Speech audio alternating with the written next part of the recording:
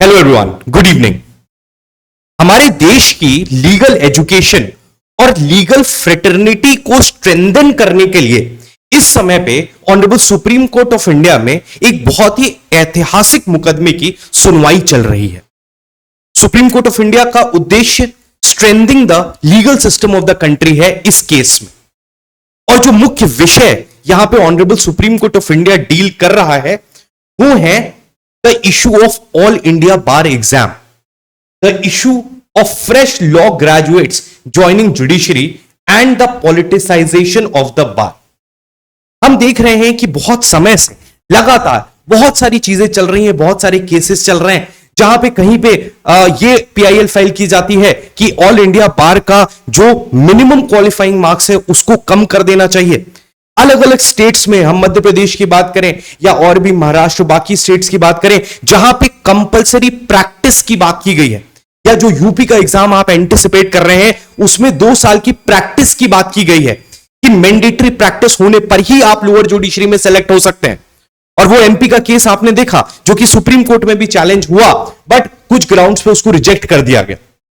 तो अब समय आ चुका है जहां पे सुप्रीम कोर्ट एक ऐसे डिस्कशन में आई है जहां पे उन्होंने हमारे देश की bar council of India, bar council of all states, supreme court bar association on record और सारे हाई कोर्ट्स के बार एसोसिएशंस को बुलाया है with suggestions on these 3 topics कि कैसे हम अपने लीगल सिस्टम को और ज्यादा बेहतर कर सकते हैं। डेफिनेटली ये जो इशू है ये आज के टाइम पे हर एक लॉ एस्पिरेंट, हर एक एडवोकेट, हर एक जुडिशियल एस्पिरेंट के लिए इंपॉर्टेंट है, क्योंकि अभी तक जो एग्जिस्टिंग सेटअप है, हमारी तैयारियां, हमारे एग्जाम्स, हमारे करियर ऑप्शंस उसके आधार पर डिसाइडेड है। तो अगर कल को सुप्रीम कोर्ट ऐसी रिकमेंडेशंस को लेके आते हैं तो हमें अपने आप को एडजस्ट करना पड़ेगा, और इसलिए इस केस को हमें फॉलो करना जरूरी है। और जैसे ही इस केस का जजमेंट आएगा हम उस जजमेंट को भी डिटेल में एनालिसिस करेंगे। पहला इशू देखिए, पॉलिटिसाइजेशन ऑफ द बार पे हम बात नहीं करने वाले हैं बहुत ज्यादा, बिकॉज वो एक पॉलिटिकल है और बाकी चीजें हैं वो हमारे आउटलुक का नहीं है। हमारे पहले 2 इश्यूज जो हैं वो जिस तरह के स्टूडेंट्स को हम केटर करते हैं, या जो लॉ ग्रेजुएट्स हैं, लॉ स्टूडेंट्स हैं, जुडिशियल एस्पिरेंट्स हैं, या जो फ्रेश एडवोकेसी करने आए हैं कोर्ट्स ऑफ लॉ में, उनके लिए पहले और दूसरे पॉइंट बहुत ज्यादा इंपॉर्टेंट है। सबसे पहले बात करते हैं ऑल इंडिया बार एग्जाम की। एक ऐसा पेपर जो कि ओपन बुक होता है, जिसमें 3 घंटे में 100 क्वेश्चंस करने होते हैं, जिनका लेवल भी जब आप जुडिशियल सर्विसेज एग्जाम से कंपेयर करते हैं तो बहुत हल्का होता है। ऐसी परिस्थिति में हाल में ही एक पीआईएल फाइल हुई थी कि इसका जो क्वालिफाइंग मार्क्स है, if I am not wrong it is 40 marks, उसको कम करने की बात की गई थी। 100 नंबर का पेपर 3 घंटे में ओपन बुक, क्वालिफाइंग 40 मार्क्स, उसको भी कम करने की बात की थी, जिसको ऑनरेबल सुप्रीम कोर्ट ने रिजेक्ट कर दिया। सवाल बार बार यह आ रहा है कि जब हम ऑल इंडिया बार के पेपर को इतना इजी बनाते हैं, उसके बाद भी बहुत सारे कैंडिडेट्स ऐसे हैं जो ऑल इंडिया बार के एग्जाम को क्वालिफाई नहीं कर पा रहे। कोर्ट ने कहा है कि look at the quality of education they are conducting, the standard of matriculation, all because of popularity issue, they also need votes, they also need to be elected, और बाकी सारी चीजें। What I am trying to tell you here is कि एक और reason जो यहां पे इन्होंने कहा है कि जो नंबर ऑफ कॉलेजेस हैं वो हमारे देश में बहुत ज्यादा हो रहे हैं। Honourable justice Suryakant and honourable justice Dipankar Datta, ये 2 जजेस हैं जो इस मैटर को सुन रहे हैं। तो इन्होंने जब एआईबी की बात की तो इन्होंने कहा unless you stop the manufacturing units the production is bound to be there in the market, whether it is a defective product और the quality product. For the bar council, for this the bar council is responsible. Isn't a serious issue? How many law colleges are there? They don't have faculties, Justice Kant asked. तो कहने का मतलब आज के time पे इतने सारे law colleges हो रहे हैं, लॉ बहुत ज्यादा ट्रेंड में आ चुका है, और आप देख रहे हो कि हर साल इतने सारे स्टूडेंट्स जो हैं वो ग्रेजुएट हो रहे हैं। तो सवाल ये कि जब इतने सारे स्टूडेंट्स ग्रेजुएट हो रहे हैं, और अगर जैसे कि आपको पता है बार काउंसिल का अप्रूवल होता है, यूनिवर्सिटीज को, कॉलेजेस को उनका एफिलिएशन मिलता है, उसके बाद ही वो लॉ करा सकते हैं। बट उसकी मॉनिटरिंग सही से नहीं हो पा रही है, यह मानना है ऑनरेबल सुप्रीम कोर्ट का, जिसकी वजह से ऑल इंडिया बार का पेपर जो कि ऑलरेडी सरल है, अगर आप यूएस यूके और बाकी जगह के बार काउंसिल के एग्जाम को देखें तो that is a very difficult exam to crack. But India में इतना सरल ऑल इंडिया बार एग्जाम बनाने के बाद भी अगर डिफिकल्टी आ रही है तो that is a matter of concern.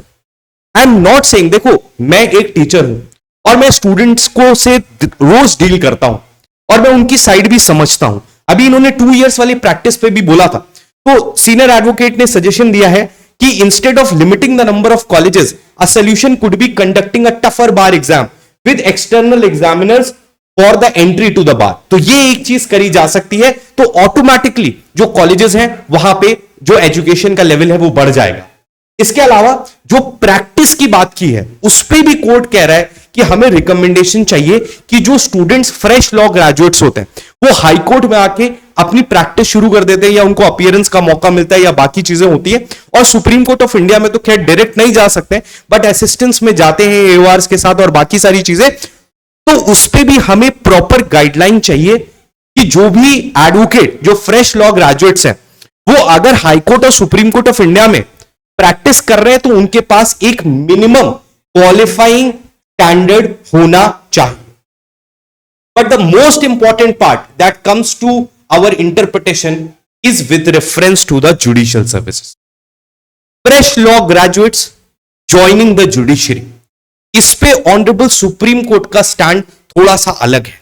हम सिंपैथाइज करते हैं हर उस एस्पिरेंट के साथ जो शायद अब कॉलेज के दौरान भी अपनी जुडिशियल सर्विसेज की प्रिपरेशन करता है और शायद उसको फर्स्ट अटेम्प्ट में भी उसका एग्जाम निकल जाता है। बट यहां पे honourable supreme court of India का क्या कहना है, unless some experience is attached you cannot be an ideal presiding officer of the court. यानी कि लोअर जुडिशरी में जो हमारे जजेस बनते हैं उनके लिए you cannot be a good professional for the high courts and the supreme court to practice, and unless you learn the drafting of a plain written statement, how issues are framed, how somebody is examined, how cross examination is done, examination in chief, affidavit, मतलब examination in chief के लिए तो affidavit आ गया, but less art of cross examination is completely disappearing। तो ये समझाना चाह रहे हैं कि he said that despite training, judicial officer में selection के बाद अकेडमीज में ट्रेनिंग होती है हर एक स्टेट में, उसके बाद भी कह रहे हैं many officers are found wanting in the court room conduct because they have not been exposed to the real court proceedings. He stressed the importance of practical experience in drafting legal documents and conducting examination in courts to become proficient professionals in the higher courts. So they are targeting both the stages, the fresh law graduates practicing in the high court and the honorable supreme court of India, and the fresh law graduates joining the judiciary. तो उनका concern है कि ये quality दिन पर दिन कम होती जा रही है। तो इसके लिए एक पॉइंट तो ये है कि जुडिशरी का ये जो स्टैंड है या ऑनरेबल सुप्रीम कोर्ट का जो ये मानना है ये कुछ हद तक सही है। मैं ये नहीं कहूंगा कि वो गलत कह रहे हैं, बिकॉज ये डेटा है।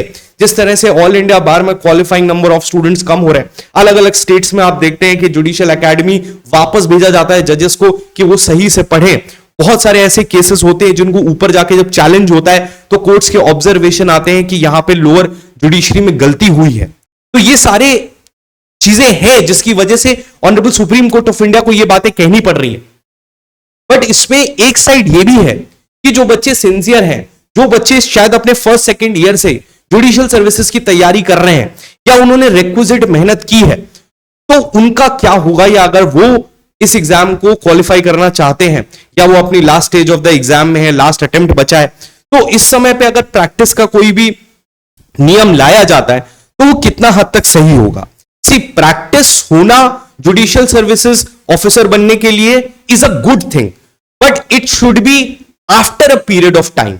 अगर आप इस तरह की कोई चेंजेस लाना भी चाहते हैं तो आप इसको 3 से 4 साल बाद इंप्लीमेंट करने की बात कर सकते हैं, ताकि जो भी स्टूडेंट्स जिस भी स्टेज ऑफ द करियर में है वो अपना डायरेक्शन डिसाइड कर सके और एक प्रॉपर डिसीजन ले सके। क्योंकि चैलेंजेस तो आ रहे हैं, इसको शायद हम आप दोनों मानेंगे, हम मानते हैं कि आप बहुत टाइम से प्रिपरेशन कर रहे हैं, आप बहुत टाइम से इन्वेस्टेड हैं, आपके माइंड में कभी नहीं था कि कोर्ट जाना है या बाकी चीजें करनी है। आपको पता था एक एग्जाम होता है जिसकी रिक्वायरमेंट में प्रैक्टिस एसेंशियल नहीं थी, इसलिए आपने अपना पूरे 5 साल का डिकोरम जो भी कोरम था आपका, आपने उस तरीके से स्ट्रैटेजाइज किया। तो यह बात सत्य है कि इसका इंप्लीमेंटेशन अगर होता भी है तो अचानक नहीं होना चाहिए, लेकिन जो ऑनरेबल कोर्ट के कंसर्न्स हैं उनको भी आप डिनाई नहीं कर सकते। You can not completely reject them.